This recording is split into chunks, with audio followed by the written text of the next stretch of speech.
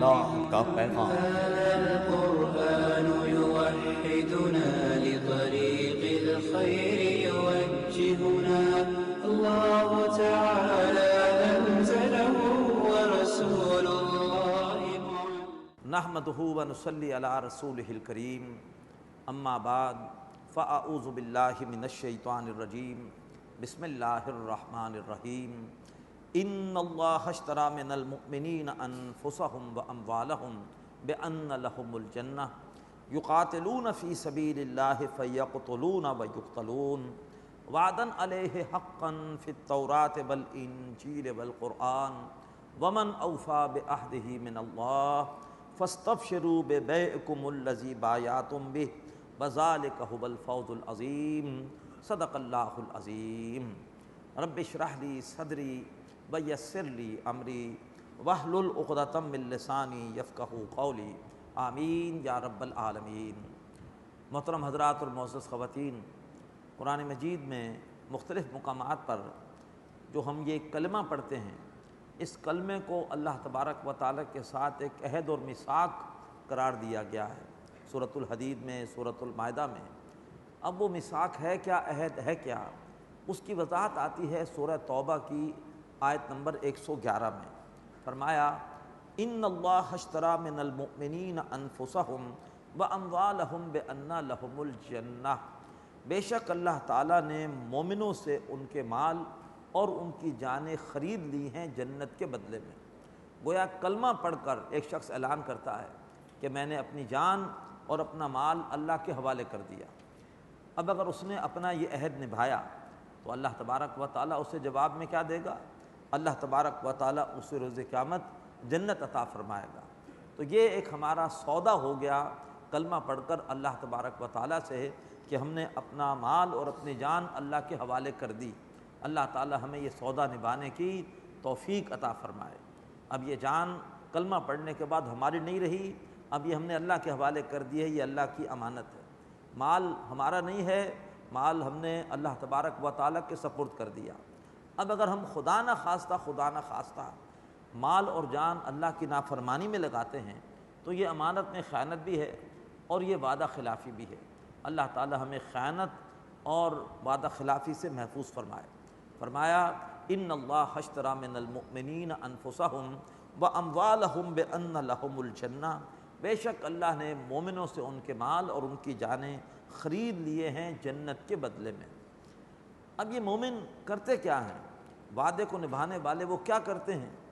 بڑی مشکل بات آ رہی ہے۔ فرمایا یقاتلون فی سبیل اللہ، وہ اللہ تعالیٰ کی راہ میں جنگ کرتے ہیں، فیقتلون ویقتلون، پھر وہ قتل کرتے بھی ہیں اور قتل ہوتے بھی ہیں، کافروں کی جانیں لیتے بھی ہیں اور خود بھی جام شہادت نوش کرتے ہیں۔ یہ ہے، تو اگر یہ ہے اس کا مطلب یہ ہے کہ سودے کو نبھایا جا رہا ہے، ورنہ ہم سودے کو نہیں نبھا رہے ہیں۔ اب سوال یہ پیدا ہوتا ہے کہ کیا یہ کام فوری کرنا ہے؟ کلمہ پڑھتے ہی اللہ کی راہ میں نکل جائیں، جنگ شروع کر دیں، کافروں کو قتل کریں، دین کے دشمنوں کو قتل کریں، خود بھی جانے دیں؟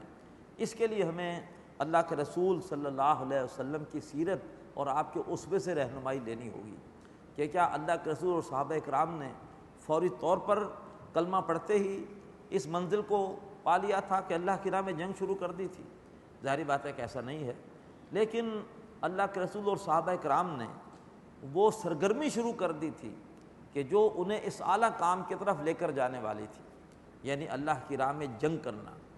انہوں نے، اللہ کے رسول نے دعوت دی، صحابہ کرام نے دعوت قبول کی، ایک نظم کے اندر متحد ہونا شروع ہوئے، ان کی تربیت ہوئی، ان کا تزکیہ ہوا، ان کو آزمائشوں سے گزار کر کندن بنایا گیا۔ آزمائش کیا تھی؟ مکی دور میں حکم دیا گیا تم نے کوئی جنگ نہیں کرنی، کوئی ہاتھ نہیں اٹھانا، بلکہ تم نے برائی کا جواب بھی اچھائی سے دینا ہے۔ سلام اس پر کہ جس نے گالیاں سن کر دعائیں دی، سلام اس پر کہ جس نے زخم کھا کر پھول برسائے۔ پورے مکی دور میں یہ طرز عمل تھا۔ ولا تستوی الحسنۃ ولا السیئۃ ادفع بالتی ہی احسن، نیکی بدی برابر نہیں ہوتے، برائی کا جواب اچھائی سے دو۔ لہٰذا اس آزمائش سے گزار کر ان کو کندن بنایا۔ اب جب ایک جماعت تیار ہو گئی تو پھر مدنی دور میں، یعنی 13 سال بعد، بلکہ 15 برس بعد، 13 برس مکے کے اور 2 برس مدینے کے، مدینے کے دوسرے برس، بدری دور کے دوسرے برس میں پھر یہ اعلیٰ منزل حاصل ہوئی اور اللہ تعالیٰ کی راہ میں جنگ کی سعادت حاصل کی ان سرفروشوں نے، اور بدر کے میدان میں معرکہ برپا ہوا۔ تو اس عہد کا تقاضا یہ ہے کہ ہم اس راستے پر تو چلیں جو کہ ہمیں صحابہ اکرام کی طرح لے جائے اس اعلیٰ منزل کی طرف، اللہ کی راہ میں جنگ کی طرف۔ اگر ہم صرف کلمہ پڑھ کے نمازیں ہی پڑھتے رہیں، روزے ہی رکھتے رہیں، لیکن کوئی گروہ منظم نہ کریں باطل کے خلاف، تو پھر کبھی بھی یہ جنگ کا مرحلہ اور یہ اعلیٰ منزل کبھی آئے گی نہیں۔ پھر تو ظاہری بات ہے نہ کوئی جماعت ہے جو باطل کے لیے خطرہ ہے، اور نہ کبھی وہ باطل کو کوئی چیلنج کرنے والی جماعت پیدا ہوگی، نہ باطل کے ساتھ ٹکراؤ پیدا ہوگا۔ تو اللہ تعالیٰ ہمیں دین کے تقاضے سمجھنے کی توفیق عطا فرمائے۔ اللہ تبارک و تعالیٰ مختلف زاویوں سے ہمیں قرآن مجید میں ہمارے دین کے تقاضے بتاتا ہے کہ دین کا تقاضا صرف عبادات ادا کرنا نہیں ہے، ذاتی طور پر نیکی نہیں ہے۔ دین کا تقاضا یہ ہے کہ ایک حزب اللہ بنے، ایک اللہ کی پارٹی بنے، ایک امیر کے جو ہے وہ قیادت میں متحد ہو، منظم ہو، اور اس کے بعد جب تک قوت نہیں ہے وہ زبان سے برائی کو برا کہتے رہے اور اپنی تعداد کو بڑھانے کی کوشش کرتے رہے، اور اس کے بعد جب اللہ تعالیٰ تعداد اتنی دے دے کہ وہ ہاتھ سے برائی کو روکنے کے قابل ہوں تو اس کے بعد باطل کے ساتھ پنجہ آزمائی کریں۔ اللہ تبارک و تعالیٰ ہمیں یہ دینی تقاضوں کا فہم عطا فرمائے۔ فرمایا یقاتلون فی سبیل اللہ، یہ اللہ کے بندے اللہ کی راہ میں جنگ کرتے ہیں، فیقتلون ویقتلون، قتل کرتے بھی ہیں اور قتل ہوتے بھی ہیں، وعدن علیہ حقا، اب یہ جو اللہ کی طرف سے وعدہ ہے اللہ جنت دے گا، یہ وعدہ ادھار کا ہے۔ تم اس دنیا میں اپنا مال اور جان اللہ تعالیٰ کی راہ میں لگاؤ، اپنا مال اور جان اللہ کی راہ میں قربان کرو، اللہ تعالیٰ تمہیں آخرت میں جنت دے گا۔ تو ادھار کے حوالے سے آدمی شک میں ہوتا ہے کہ پتہ نہیں وعدہ پورا ہوگا کہ نہیں ہوگا، اس حوالے سے اللہ تبارک و تعالیٰ یقین دہانی کرا رہا ہے کہ گو کہ وعدہ ادھار کا ہے، لیکن اللہ تعالیٰ اس وعدے کو ضرور پورا کرے گا، جنت ضرور دے گا۔ تم اپنا حصہ اس دنیا میں ادا کرو، اللہ تعالیٰ اپنا حصہ تمہیں آخرت میں دے گا۔ فرمایا وعدن علیہ حقا، یہ وعدہ اللہ تعالیٰ کے ذمے ہے، فی التورات، اس کا ذکر تورات میں بھی تھا، والانجیل، اس کا ذکر انجیل میں بھی ہے، والقرآن، اور اس کا ذکر قرآن کریم میں بھی ہے، ومن اوفی بعہدہ من اللہ، اور اللہ تعالیٰ سے بڑھ کر اپنے عہد کو وفا کرنے والا، پورا کرنے والا اور کون ہو سکتا ہے۔ فاستبشروا ببیعکم الذی بایعتم بہ، پس تم خوشیاں مناؤ اس تجارت پر جو تجارت تم نے اللہ تبارک و تعالیٰ کے ہاتھ میں کی ہے۔ اسی سے لفظ بیعت بنا ہے۔ بیعت کیا ہوتی ہے؟ یہ کسی تجارت کے بعد، کسی معاہدے، کسی تجارت یا عہد کو طے کرنے کے بعد ہینڈ شیک کیا جاتا ہے۔ جیسے آج بھی دستور ہے کہ جب بھی کسی آپس میں پیکٹ پر، کسی معاہدے پر دستخط ہوتے ہیں تو آپس میں ہینڈ شیک کیا جاتا ہے۔ ہینڈ شیک کس کے ساتھ کرتے ہیں؟ اگر فرض کیجئے کہ معاہدہ ہو رہا ہے پاکستان کا اور سعودی عرب کا، تو دونوں ملکوں کے نمائندے ہوتے ہیں کہ جو آپس میں ہینڈ شیک کرتے ہیں۔ اسی طریقے پر معاہدہ اصل میں تو ہوتا ہے اللہ کے ساتھ، لیکن اللہ کے نمائندے تھے اللہ کے رسول صلی اللہ علیہ وآلہ وسلم، ان کے ہاتھ پر صحابہ کرام بیعت کرتے تھے، لیکن اللہ نے واضح کر دیا کہ یہ بیعت اللہ کے رسول کے ساتھ نہیں ہے، یہ بیعت حقیقت میں اللہ کے ساتھ ہے۔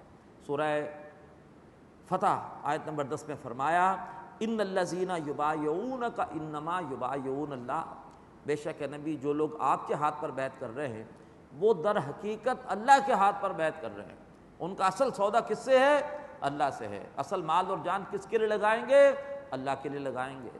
تو اسی سودے کو دنیا میں ایگزیکیوٹ کرنے کے لیے، اس کے اظہار کے لیے یہ بیعت کا طریقہ اللہ کے رسول صلی اللہ علیہ وسلم نے عطا کیا۔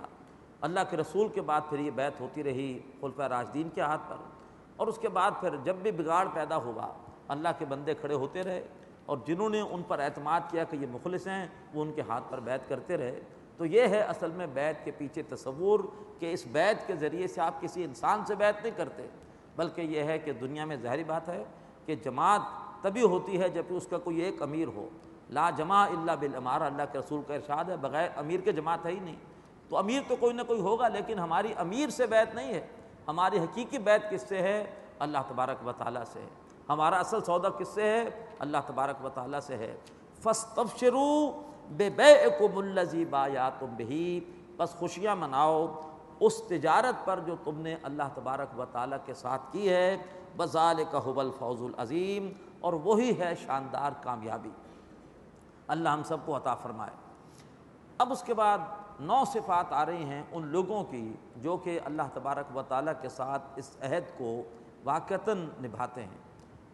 ان میں سے 6 صفات کا تعلق ہماری ذاتی زندگی، ذاتی کردار سے ہے۔ 2 صفات کا تعلق دوسروں تک اللہ تعالیٰ کا پیغام پہنچانے سے، اور 1 صفت کا تعلق اللہ تبارک و تعالیٰ کی حدود، اللہ کے اجتماعی احکامات کے نفاذ کے حوالے سے۔ یہی ہمارے 3 فرائض دینی ہیں۔ ڈاکٹر سعد احمد رحمۃ اللہ علیہ کی بہت عمدہ کتاب دینی فرائض کا جامع تصور۔ تمہارا پہلا فرض یہ ہے کہ اپنے ذاتی اختیار میں اللہ کے ہر حکم پر عمل کرو۔ غلطی ہو جائے کوئی بات نہیں، توبہ کرو، اللہ معاف کرے گا، اور دوبارہ عمل شروع کر دو۔ نمبر 2، ختم نبوت کی وجہ سے دوسروں تک اللہ تبارک و تعالیٰ کے کلام اور دین اور پیغام کو پہنچانا، اب یہ ہر مسلمان مرد، ہر مسلمان عورت کی ذمہ داری ہے اپنی اپنی صلاحیت کے مطابق۔ لہذا دوسری ذمہ داری ہے یہ تبلیغ، دعوت، امر بالمعروف نہی عن المنکر۔ اور تیسرا فرض ہے دین کے اجتماعی احکامات کے نفاذ کے لیے جد و جہد، دین کے غلبے کے لیے، شریعت کے نفاذ کے لیے۔ یہ 3 ہمارے فرائض ہیں۔ یہی 3 فرائض اب یہاں پر اللہ تبارک و تعالیٰ بیان کر رہا ہے۔ 6 صفات کا تعلق پہلے فرض سے، 2 صفات کا تعلق دوسرے فرض سے، اور 1 صفت کا تعلق تیسرے فرض سے۔ فرمایا التائبون، یہ اللہ تبارک و تعالیٰ کے ساتھ عہد نبھانے والے، یہ توبہ کرنے والے ہیں، کثرت سے توبہ کرتے ہیں۔ انسان سے ہر وقت کوئی نہ کوئی گناہ ہوتا رہتا ہے، لہٰذا توبہ بھی کثرت سے کرنی چاہیے۔ فرمایا یہ توبہ کرنے والے ہیں۔ العابدون، اللہ کی بندگی، اللہ کی غلامی کرنے والے ہیں۔ الحامدون، اللہ کا شکر ادا کرنے والے ہیں۔ السائحون، دنیوی لذات دنیوی سے کنارہ کشی کرنے والے ہیں، کم سے کم تر پر قناعت کرنے والے ہیں، زیادہ دنیا میں جی لگانے والے نہیں ہیں، بلکہ یہ ہے کہ یہ زیادہ دنیا میں رہتے ہیں مسافروں کی طرح، اور زیادہ ان کی صلاحیتیں لگ رہی ہوتی ہیں آخرت کے لیے، دین کے لیے۔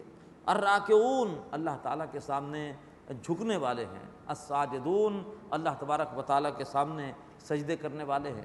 یہ 6 صفات ہیں انفرادی طور پر ہر بھائی اور ہر بہن کی۔ اب اس کے بعد 2 صفات کا تعلق دوسرے فریضے دین کی دعوت سے۔ فرمایا الامرون بالمعروف، یہ نیکیوں کا حکم دینے والے ہیں، والنہون عن المنکر، اور یہ برائیوں سے روکنے والے ہیں۔ اور اس کے بعد کی آخری صفت جس کا تعلق غلبہ دین سے، اقامت دین سے، والحافظون لحدود اللہ، اور وہ اللہ تعالیٰ کی حدود کی حفاظت کرنے والے ہیں۔ اگر اللہ کی حدود قائم ہیں حفاظت کرتے ہیں، اور اگر قائم نہ ہو تو ان کو قائم کرنے کی جد و جہد کرتے ہیں۔ یہ چاہتے ہیں کہ اللہ کے احکامات، اللہ کی حدود وہ معاشرے کے اندر قائم ہو، نافذ ہوں۔ وبشر المؤمنین، اے نبی ان مومنوں کو خوشخبری سنائیے، بشارت دیجیے۔ ما کان للنبی والذین آمنوا، نبی صلی اللہ علیہ وآلہ وسلم اور ان لوگوں کے لیے جو ایمان لائے، یہ مناسب نہیں تھا ان یستغفروا للمشرکین، کہ وہ مشرکین کے حق میں استغفار کریں۔ جب معلوم ہو جائے کہ کوئی شخص مشرک تھا اور حالت شرک میں ہی مر گیا، توبہ نہیں کی، اب اس کے لیے اللہ نے منع کر دیا کہ اس کے لیے اللہ کی بارگاہ میں بخشش کی دعا مت کرو۔ وَلَوْ كَانُوا أُولِي قُرْبَىٰ، خواہ وہ قرابت دار ہی کیوں نہ ہو، مِن بَعْدِ مَا تَبَيَّنَ لَهُمْ، اس کے بعد کہ جب ان کے لیے واضح ہو گیا أَنَّهُمْ أَصْحَابُ الْجَحِيمِ، کہ وہ شرک کرنے والے، حالت شرک میں مرنے والے وہ جہنم والے ہیں۔ اللہ نے بتا دیا کہ اللہ تعالیٰ شرک کرنے والے کو معاف کرے گا ہی نہیں۔ 2 مرتبہ کہا سورہ نساء میں، آیت 48 آیت 116۔ اس کے علاوہ اللہ جس گناہ کو چاہے گا معاف کرے گا، لیکن شرک کو اللہ معافی نہیں کرے گا۔ تو ایسے لوگوں کے لیے اللہ تعالیٰ سے ہرگز بخشش کی دعا مت کرو۔ وما کان استغفار ابراہیم لابیہ الا عن موعدۃ وعدہا ایاہ، اور نہیں تھا استغفار کرنا ابراہیم علیہ السلام کا اپنے والد کے لیے مگر ایک وعدے کی بنیاد پر جو انہوں نے اس سے کیا تھا۔ جب آزر نے ابراہیم علیہ السلام کو گھر سے نکال دیا اور کہا کہ نکل جاؤ میرے گھر سے ورنہ میں تمہیں سنسار کر دوں گا، تو ابراہیم علیہ السلام نے کہا تھا سلام علیک ساستغفر لک ربی، جو ہے وہ اے ابا جان آپ پر سلامتی ہو، میں عنقریب آپ کے لیے اپنے رب سے بخشش مانگوں گا۔ سورہ مریم تیسرے رکوع میں یہ مضمون آ جائے گا۔ تو وہ وعدہ کر کے آئے تھے کہ میں اے آذر اے والد میں تمہارے لیے اللہ سے بخشش مانگوں گا، اور وہ پھر دعائے استغفار اپنے والد کے لیے کرتے رہے۔ سورہ ابراہیم میں ان کی دعا آئی ہے کہ جو ہے وہ رب اجعلنی مقیم الصلاۃ ومن ذریتی ربنا وتقبل دعا ربنا اغفر لی ولوالدی وللمؤمنین یوم یقوم الحساب۔ تو وہ دعا کرتے رہے اپنے والد کی بخشش کے لیے، لیکن فرمایا فلما تبین لہ، جب ابراہیم علیہ السلام کے لیے یہ بات ظاہر ہوئی انہ عدو للہ، کہ بے شک ان کا والد اللہ تعالیٰ کا دشمن ہے اور حالت شرک میں ہی مر گیا ہے، تبرأ من، تو پھر ابراہیم علیہ السلام نے اس سے اعلان برات کی اور اس کے بعد اس کے لیے اللہ سے بخشش کی دعا نہیں کی۔ ان ابراہیم لأواہ حلیم، بے شک ابراہیم علیہ السلام بہت ہی نرم دل اور بہت ہی تحمل والے تھے۔ وما کان اللہ لیضل قوما بعد اذ ہداہم، اور اللہ تعالیٰ ایسا نہیں ہے کہ وہ کسی قوم کو گمراہ کر دے اس کے بعد کہ وہ اس قوم کو ہدایت دے چکا ہو، حتی یبین لہم ما یتقون، یہاں تک کہ اللہ ان کے لیے واضح کر دیتا ہے کہ انہوں نے کن کن باتوں میں اللہ تعالیٰ کی نافرمانی سے بچنا ہے۔ ان اللہ بکل شیء علیم، بے شک اللہ تبارک و تعالیٰ ہر چیز کا علم رکھتا ہے۔ ان اللہ لہ ملک السماوات والارض، بے شک اللہ ہی کے لیے ہے بادشاہت آسمانوں کی اور زمین کی۔ یحیی و یمیت، اللہ تعالیٰ ہی زندگی دیتا ہے اور وہی موت دیتا ہے۔ وما لکم من دون اللہ من ولی ولا نصیر، اور تمہارے لیے اللہ تعالیٰ کے سوا نہ کوئی حمایتی ہے اور نہ ہی کوئی مددگار۔ اب اس کے بعد آخر میں پھر ایک بار تحسین ان صحابہ کرام کی کہ جنہوں نے بڑی مشکل گھڑی میں تبوک کے اس معرکے میں جناب نبی پاک صلی اللہ علیہ وسلم کا بھرپور ساتھ دیا۔ فرمایا لقد تاب اللہ علی النبی، یقیناً نظر کرم کی اللہ نے نبی صلی اللہ علیہ وسلم پر، والمہاجرین اور مہاجر صحابہ پر، والانصار اور انصاری صحابہ پر، الذین اتبعوہ فی ساعۃ العسرہ، کہ جنہوں نے اس مشکل گھڑی میں نبی صلی اللہ علیہ وسلم کی اتباع کی۔ یہ ہے اتباع کا اصل میدان، یعنی اس مشکل گھڑی میں اللہ کے رسول کا ساتھ دیا۔ اور اس غزوے میں کیا کیا مشکلات تھیں وہ ہمارے سامنے اس سے پہلے آ چکی ہیں۔ من بعد ما قاد یزیغ قلوب فریق منہم، اس کے بعد کہ ان میں سے ایک فریق ایسا بھی تھا کہ جس کا دل ٹیڑھا ہو چکا تھا، اشارہ ہے منافقین کی طرف۔ حالانکہ انہی مسلمانوں کی جماعت میں ایک گروہ تھا کہ جس کا دل ٹیڑھا ہو چکا تھا اور وہ اس موقع پر پسپائی اختیار کر رہا تھا، دوسروں کی حوصلہ شکنی کر رہا تھا، لیکن اس کے باوجود ان انصاری اور مہاجر صحابہ نے اللہ کے رسول کا اس مشکل گھڑی میں بھرپور ساتھ دیا۔ ثم تاب علیہم، اور پھر اللہ نے ان پر بھی نظر کرم کی، یعنی جن کا دل ٹیڑھا ہو رہا تھا ان میں سے بھی کچھ کو اللہ تعالیٰ نے اپنے رویے پر، اپنے طرز عمل پر نظر ثانی کی توفیق دی، اور پھر وہ بھی اللہ کے رسول کے ساتھ گئے۔ انہ بہم رؤوف الرحیم، بے شک اللہ تعالیٰ ان سب کے حق میں، انصاری صحابہ، مہاجر صحابہ، یا یہ کہ جن کے دل میں ذرا ٹیڑھ پیدا ہو رہی تھی اور پھر ان کو اپنی غلطی کا احساس ہوا اور اس کے بعد انہوں نے اللہ کے رسول کا ساتھ دیا۔ انہ بہم رؤوف الرحیم، بے شک اللہ تعالیٰ ان سب کے حق میں بہت مہربان اور رحم کرنے والا ہے۔ اب اس کے بعد فیصلہ ان تین صحابہ کے بارے میں کہ جن کا معاملہ مؤخر کر دیا گیا تھا۔ یہ حضرت کعب بن مالک نے بڑی تفصیل کے ساتھ یہ واقعہ بیان کیا ہے، کئی حدیثی کتابوں کے اندر موجود ہے۔ بڑھاپے میں ان کی بینائی چلی گئی تھی، پوتے کے ساتھ وہ مدینے کی گلیوں میں پھرتے تھے اور لوگ روک روک کر ان سے ان کا پورا واقعہ سنتے تھے۔ وہ کہتے تھے کہ جب اللہ کے رسول نے حکم دیا کہ جاؤ اور سب کو منع کر دیا کہ اب ان کا بائیکاٹ کیا جائے، تو وہ کہتے ہیں کہ میں بڑا حیران ہو گیا، ایک دم لوگوں کا میرے ساتھ رویہ بدل گیا، میرے بڑے قریبی لوگ مجھ سے بات ہی نہ کریں، اب میں بڑا پریشان، مدینے میں رہ کر بھی تنہا۔ ایک روز میں گھبرا کر اکیلا، کوئی مجھ سے بات نہیں کر رہا، میں چلا گیا اپنے چچا زاد بھائی کے ہاں اور میں اس کی دیوار پھلانگ کر اندر داخل ہوا تاکہ اس کو غصہ آئے، مجھ سے بات تو کرے۔ اس نے پھر بھی بات نہیں کی۔ اب میں نے جا کے اس کا گریبان پکڑ لیا، میں نے کہا کیا میں منافق ہوں؟ تو اس نے کہا کہ اللہ اس کے رسول بہتر جانتے ہیں۔ میں وہاں سے روتا ہوا واپس آ گیا۔ اس کے بعد کہتے ہیں کہ میں مسجد جاؤں اور جب میں نماز پڑھوں تو مجھے محسوس ہو کہ اللہ کے رسول میری طرف دیکھ رہے ہیں، اور جب میں ان کو دیکھوں تو اپنا چہرہ وہ پھیر لیں۔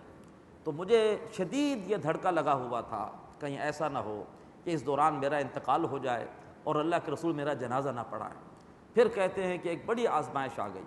میں ایک روز بازار میں گزر رہا تھا کہ ایک شخص آیا، پوچھتے پوچھتے کعب بن مالک کون ہے، کعب بن مالک کون ہے؟ بتایا گیا کہ یہ ہیں۔ اس نے مجھے خط دے دیا، اور وہ خط تھا شرحبیل بن عمرو کا، وہ بدبخت کے جس نے اللہ کے رسول کے ایلچی کو شہید کیا تھا، اس کو اطلاع مل گئی تو اس نے وہ خط بھیجا ان کے نام۔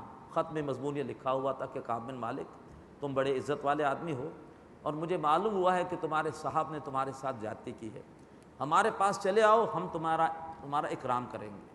وہ کہتے خط پڑھ کے میں سمجھ گیا کہ یہ اللہ کی طرف سے بہت بڑی میرے لیے آزمائش ہے۔ اس وقت میں نے اس خط کو لیا اور ایک تنور کے اندر میں نے اس کو پھینک دیا۔ 40 دن بعد پھر اللہ کے رسول کی طرف سے حکم آیا کہ بیوی کو بھی گھر پہ بھیج دو، یعنی ایک بیوی پاس تھی جس سے کچھ باتیں ہو جاتی تھیں، کہا اس کو بھی گھر بھیج دو۔ کعب بن مالک پوچھتے ہیں طلاق دوں یا ویسی بھیج دوں؟ دیکھیے کیا جذبہ ہے۔ اللہ کے رسول نے فرمایا کہ نہیں، ویسی بھیج دو۔ انہوں نے بیوی کو بھی گھر بھیج دیا۔ اس کے بعد 50ویں دن پھر ان کی توبہ قبول ہوئی، اور وہ کہتے ہیں کہ میں بالکل مایوسی کے عالم میں اپنے گھر پر پڑا ہوا تھا، اور اس روز میں فجر کی نماز کے لیے بھی اٹھ نہیں سکے لیکن فجر کے وقت دوران ہی نماز پڑھتی اللہ کے رسول نے صحابہ اکرام کو خوشخبری دی کہ آج اللہ نے سورہ توبہ کی آیت 118 نازل کی ہے کہ جس میں تینوں جو ساتھی تمہارے ہیں جن کے بارے میں بائیکاٹ کا فیصلہ تھا، ان کی توبہ قبول ہو گئی۔ اس کے بعد تو کہتے ہیں کہ وہیں سے لوگ دوڑ پڑے میرے گھر کی طرف، کل تک مجھ سے بات نہیں کر رہے تھے، آج دوڑتے میری طرف آ رہے ہیں۔ ایک صحابی جو ہے وہ چڑھ گئے پہاڑی پر وہیں سے، اور وہیں سے شور کیا کعب مبارک ہو، تمہاری توبہ قبول ہو گئی۔ اس کے بعد جب مسجد نبوی پہنچا تو اللہ کے رسول کا چہرہ 14ویں کے چاند کی طرح خوشی کے ساتھ دمک رہا تھا۔ مجھے گلے لگایا اور مجھے پھر یہ آیت سنائی۔ مولانا مودودی رحمۃ اللہ علیہ نے اس واقعے پر بڑا عمدہ تبصرہ کیا ہے تفسیر القرآن میں۔ وہ کہتے ہیں کہ 3 کردار ہیں اس پورے واقعے میں، تینوں کے تینوں مثالی ہیں۔ ایک کردار ہے امیر جماعت کا، اللہ کے رسول کا صلی اللہ علیہ وسلم، اپنے ساتھی سے پیار ہے اور ساتھی کو دیکھتے بھی ہیں، لیکن جب ساتھی دیکھتا ہے تو چہرہ پھیر لیتے ہیں، کیوں؟ اللہ کا حکم ہے، اندر سے ساتھی سے پیار ہے، ساتھی کے لیے دعائیں ہو رہی ہیں، اور جیسے ہی اطلاع ملتی ہے اللہ نے توبہ قبول کر لی تو چہرہ 14ویں کے چاند کی طرح خوشی سے دمک اٹھتا ہے۔ پھر دوسرا کردار ساتھیوں کا ہے، کس قدر ڈسپلن ہے، حکم ہے اللہ کے رسول کا کہ بائیکاٹ کرنا ہے، تو اپنے بھائی سے محبت ہے لیکن باوجود محبت کے اللہ کے حکم پر عمل کر رہے ہیں، کوئی اپنے بھائی سے بات نہیں کر رہا۔ اور اس کے بعد اس ساتھی کا بھی کردار دیکھیے کہ سزا دی گئی ہے تو انا بھی ہو سکتی تھی، کوئی تکبر بھی آ سکتا تھا، کہیں میں نے باقی لوگوں نے جھوٹے بہانے کر کے معافی مانگ لی، ان کو تو معاف کر دیا، میں نے سچ بولا مجھے سزا دی جا رہی ہے۔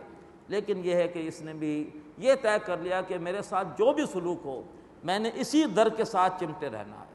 تو یہ ہے اعلیٰ کردار اللہ کے رسول کا صلی اللہ علیہ وآلہ وسلم، یہ اعلیٰ کردار ہے صحابہ کرام کا، اور یہ اعلیٰ کردار ہے اللہ تعالیٰ کے تربیت یافتہ ایسے بندوں کا کہ جنہوں نے طے کر رکھا ہے کہ ہم نے ہر صورت میں حق کے ساتھ چمٹے رہنا ہے، چاہے ہمیں کسی قسم کی بھی آزمائش سے گزارا جائے۔ اللہ ہمیں نیک ہستیوں کی اتباع کی توفیق عطا فرمائے۔ اب ترجمہ سن لیجئے۔ وَعَلَى الثَّلَاثَةِ الَّذِينَ خُلِّفُوا، اور ان 3 کے بارے میں معاملہ کہ جن کے معاملے کو پیچھے ڈال دیا گیا تھا، ڈیفرڈ کر دیا گیا تھا، مؤخر کر دیا گیا تھا، حَتَّى إِذَا ضَاقَتْ عَلَيْهِمُ الْأَرْضُ، یہاں تک کہ ان کے لیے زمین تنگ ہو گئی، اتنی وسیع زمین میں ان کے لیے جینا دوبھر ہو گیا، بما رحبت، باوجود اس کے کہ زمین بڑی کشادہ ہے، ان کے لیے تنگ ہو گئی، وضاقت علیہم انفسہم، اور خود ان پر ان کی اپنی جانیں تنگ ہو گئی، ان کے لیے جینا مشکل ہو گیا، وظنوا اللہ ملجأ من اللہ الا الیہ، اور انہوں نے گمان کیا کہ ان کے لیے کوئی پناہ گاہ نہیں ہے اللہ کے مقابلے میں مگر اللہ ہی کی طرف، یعنی اگر کوئی پناہ گاہ ہے تو صرف اور صرف کیا ہے؟ اللہ کی پناہ گاہ ہے۔ ثم تاب علیہم، تو پھر اللہ نے ان پہ نظر کرم کی، لیتوبوا، تاکہ وہ اللہ تبارک و تعالیٰ کی طرف پلٹ آئیں اور آئندہ کے لیے طے کر لیں کہ اب آئندہ ہم ایسی سستی نہیں کریں گے، آئندہ ایسی کوتاہی نہیں کریں گے، آئندہ ہم کار خیر میں کو تاخیر نہیں کریں گے۔ ان اللہ هو التواب الرحیم، بے شک اللہ تبارک و تعالیٰ ہے ہی نظر کرم کرنے والا، اور بے شک اللہ تبارک و تعالیٰ ہے ہی رحم فرمانے والا۔ اللہ تبارک و تعالیٰ ہم سب کو محفوظ فرمائے نیکی کے کام میں تاخیر کرنے سے۔ یہ نیکی کے کام میں تاخیر یہ اصل میں شیطان کی طرف سے ایک یہ بھی ہمیں محروم کرنے کا ایک جو ہے وہ حربہ ہے۔ اللہ تعالیٰ ہمیں شیطان کے حربوں سے محفوظ فرمائے۔ اقول قولی ھذا واستغفر اللہ لی ولکم ولسائر المسلمین والمسلمات۔ هذا القرآن يوحدنا لطريق الخير